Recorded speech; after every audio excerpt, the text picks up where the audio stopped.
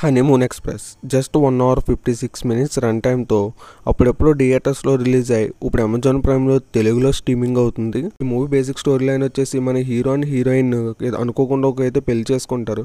అలా పెళ్లి చేసుకోవడం వల్ల వాళ్ళ లైఫ్లో చాలా ప్రాబ్లమ్స్ అయితే ఫేస్ చేస్తూ ఉంటారు. ఆ ప్రాబ్లమ్స్ ఫేస్ చేస్తున్న దారిలో వాళ్ళకైతే ముసలి కపుల్స్ అయితే కలుస్తారు. వీళ్ళలా మనం కూడా లైఫ్ హాయిగా లీడ్ చేయాలనుకుంటారు. వాటి కోసం వీళ్ళు ఏం చేశారని మనం మూవీ చూసి తెలుసుకోవాలి. ఈ మూవీ పెద్ద గొప్పదేం కాదు, కానీ నాకు ఈ మూవీ చూస్తున్నప్పుడు జగత్ బాబు గారు, ప్రియమణి గారు చేసిన మూవీ గుర్తొచ్చింది. ఆ మూవీ మీకు తెలిస్తే కింద కామెంట్ చేయండి.